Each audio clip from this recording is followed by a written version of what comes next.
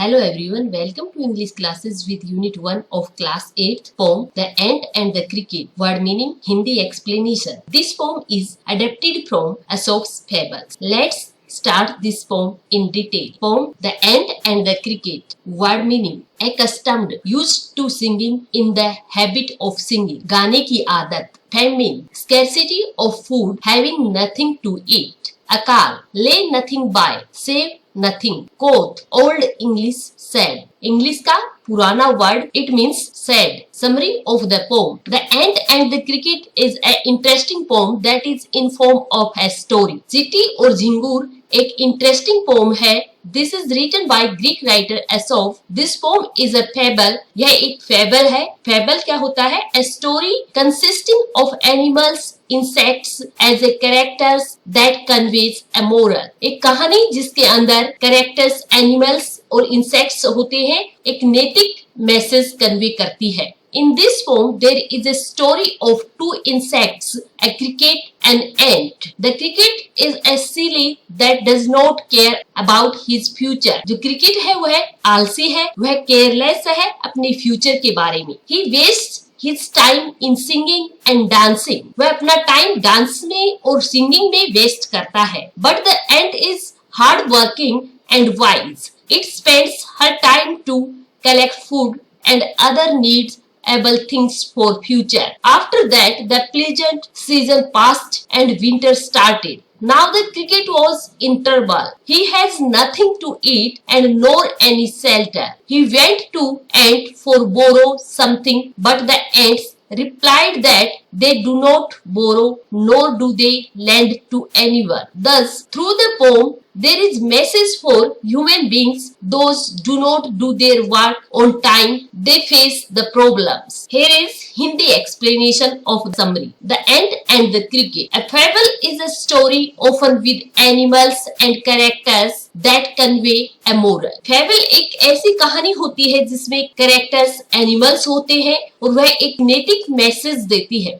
This poem about an ant and cricket contains an idea of far-reaching significance. Significance, importance, far-reaching, दूरगामी. यह कविता एक चींटी और झिंगूर की है जो एक दूरगामी इम्पोर्टेंस के लिए आइडिया कंटेन करती है. This is as true of a four-legged cricket as of a two-legged one.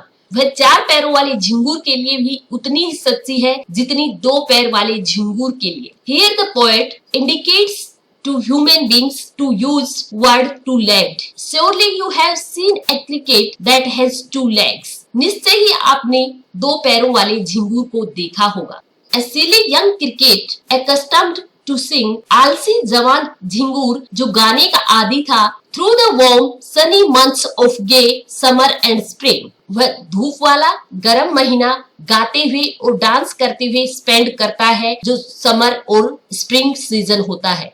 Here the poet using word gay for the summer and spring because this is the main time for the insects to collect their food for future.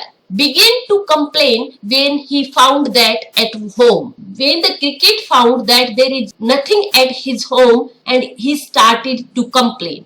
It means जब summer और spring व्यतीत हो जाता है, जब वह अपने घर में कुछ भी नहीं पाता है तो वह कंप्लेंट स्टार्ट कर देता है. His cupboard was empty and winter was come. उसकी कबर्ड खाली है और विंटर स्टार्ट हो गई है. Silly who lacks sense or wisdom. Cricket, grasshopper like insect. झिंगूर, gay, happy and enjoyable. Accustomed, habitual, regular. Explanation of these lines. In these lines, the poet is describing about the silly cricket. इन लाइनों में कवि एक silly cricket के बारे में describe करता है. The poet is telling that the cricket was young, but it was habitual of singing and dancing. Poet कहते हैं कि वह क्रिकेट यंग है लेकिन वह गाने का और डांस करने का आदी है. He spends all his time of summer and spring season to enjoy. वह अपना पूरा स्प्रिंग और समर का सीजन इंजॉय करते हुए व्यतीत करता है.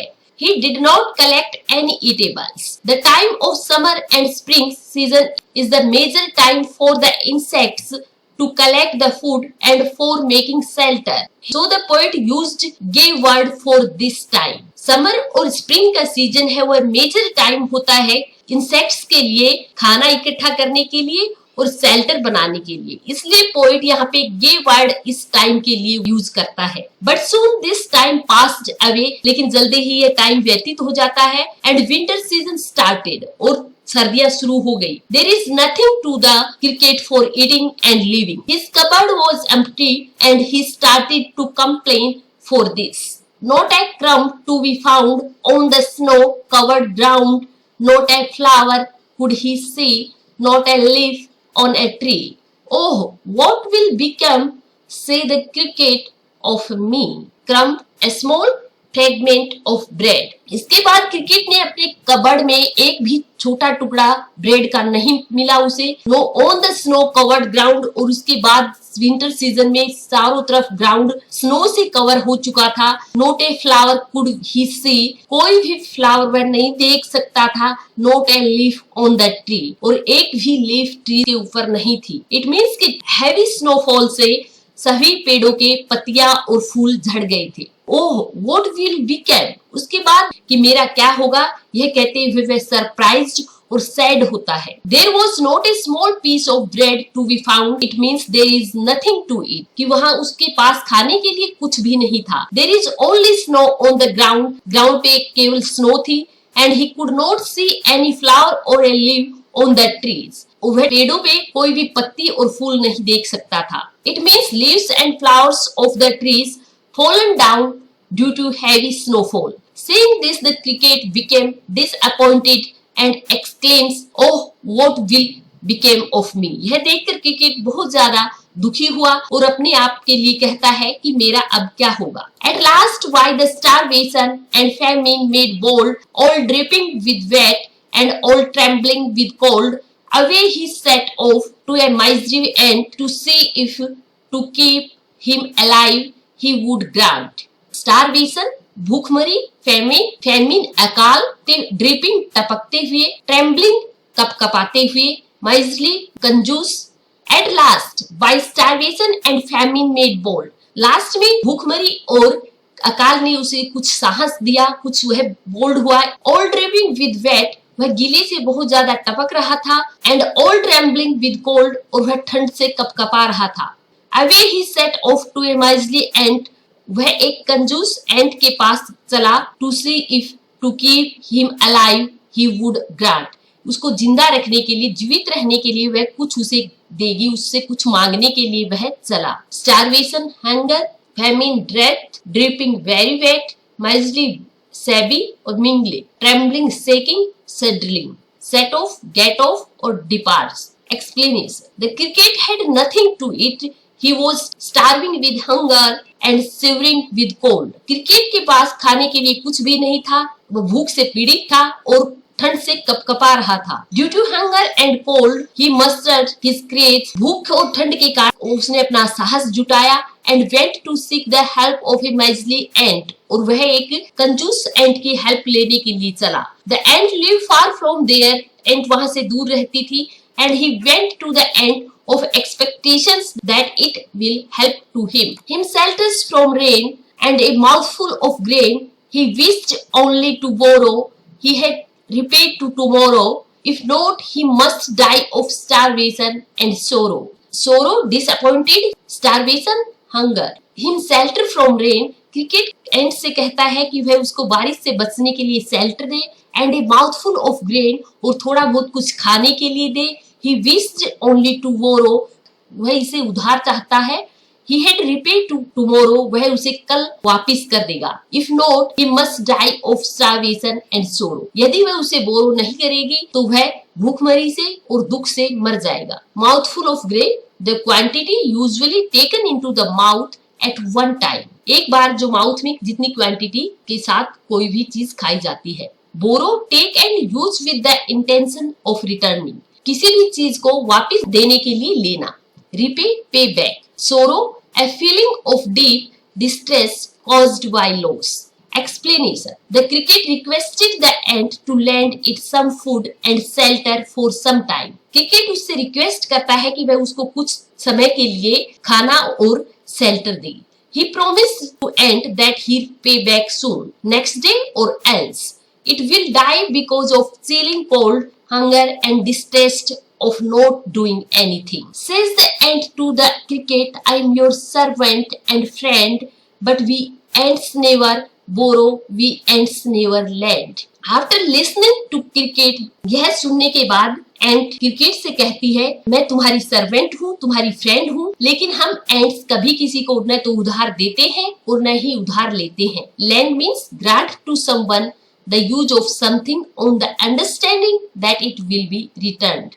Explanation. In this stanza, the ant says to the cricket that I am your servant and friend, but the ants also said to him that we do not give anything to borrow and lend. So here the ant refused the cricket to help him. इस stanza में cricket कहती है कि मैं तुम्हारी friend और servant हूँ. इसके साथ वह कहती है कि हम चींटियां न तो किसी को उधार देती हैं और न किसी से उधार लेती हैं. तो यहाँ पे क्रिकेट को वह उसकी हेल्प करने से मना कर देती है. But tell me dear cricket, did you lay nothing by when the weather was warm? Quoth the cricket, not. लेकिन उसके बाद चींटी उससे पूछती है कि डियर क्रिकेट, जब वेदर अच्छा था, समर सीजन था, तब तुमने क्या कुछ भी इकट्ठा नहीं किया फ्यूचर के लिए? क्योथ, क्योथ वर्ड है सैड. क्योथ मीन्स सैड. लेकिन क्रिकेट ने कहा नहीं. ले की पुट मेंटेन. क्योथ सैड. ओल्ड इंग्लिश में जो वर्ड यूज किया जाता था क्योथ सैड के लिए. Explanation. In these lines, the ant further asked the cricket what he had been doing when the weather warm to work hard and safe. In lines में इसके बाद एंट क्रिकेट से पूछती है, जब वेदर वार्म था खाना इकट्ठा करने के लिए, तुमने उस टाइम पे क्या किया? Did you not collect anything to eat? क्या तुमने कोई भी चीज खाने के लिए इकट्ठी नहीं की? The cricket replied he didn't. Cricket ने रिप्लाई किया नहीं. The ant was surprise to listen it. यह सुनकर एंट बहुत सरप्राइज हुई. Here the lines refer that the summer season is the suitable for the insects to gather food and other needable things. My heart was so light that I sang day and night, for all nature looked gay. You sang, sir, you say. Go then, say the ant, and dance the winter away. Cricket कहता है, दिल जो है वो बहुत ज्यादा खुश था, बहुत ही ज्यादा रोमांचित था उस प्लेजेंट वेदर को देखकर, इसलिए मैं दिन रात गाता रहा. और ऑल नेचर लुक्ड गे, मुझे पूरी प्रकृति बहुत ही ज्यादा इंजॉयबल और हैप्पी दिख रही थी. यू सेंग, सर, सर तुमने गाया. यू से, तुम कहते हो. गो देन, तो अब भी जाओ. से द एंट, एंट ने कहा. And dance the winter away, और पूरे विंटर में भी तुम डांस करो. Explanation. The cricket tells the ant that he was very happy during the pleasant season and he sang day and night. So he forget about the future time and did not collect anything. Cricket उससे बताता है कि वह बहुत ज्यादा खुश था उस प्लेजेंट सीजन में, इसलिए वह दिन रात गाता रहा. वह फ्यूचर के बारे में सब भूल गया, इसलिए उसने कुछ भी इकट्ठा नहीं किया. Hearing this, the ant says him that now he should also spend the winter singing and dancing. यह सुनकर एंट उससे कहती है कि अब भी विंटर है, इसे भी तुम गाते हुए और डांस करते हुए बिताओ. In these lines, the poet showed how the cricket mocked by the ant because of cricket foolishness. इन लाइनों में पोएट कहते हैं कि किस प्रकार से क्रिकेट को मजाक का पात्र बना खुद की मूर्खता के कारण. Thus ending the hastily lifted the wicket and out of the door turned the poor little cricket. Fox calls this a fable. I will warrant it true. Some crickets have 4 legs and some have 2. Hastily means जल्दी से. Wicket means main door. Turned बाहर धकेलते हुए. Fox people. Warrant guarantee देना. इस प्रकार अंत में दरवाजा जल्दी से बंद किया और उस बेचारे छोटे क्रिकेट को बाहर धकेलते हुए अपने शेल्टर का डोर बंद किया. लोग कहते हैं कि ये कहानी है, लेकिन मैं वारंटी से कहता हूँ कि ये सच्चाई है. Here the poet is saying it is true story. Some crickets have 4 legs. कुछ झिंगुरों के 4 लेग होती हैं, लेकिन कुछ के 2 होती हैं. इन पंक्तियों में ह्यूमन बींग्स के लिए पोएट ने 2-legged क्रिकेट वर्ड यूज किया है. The ants gets irritated and refuse to help the cricket. वह इससे इरिटेट हो जाती है और उसकी हेल्प करने से मना करती है. He quickly closed the small opening in the door. जो दरवाजे का ओपनिंग था उसको जल्दी से बंद करती है. And shut the cricket out of his house. और वह उस क्रिकेट को अपने घर से बाहर धकेल देती है. The people says it is an imaginary story.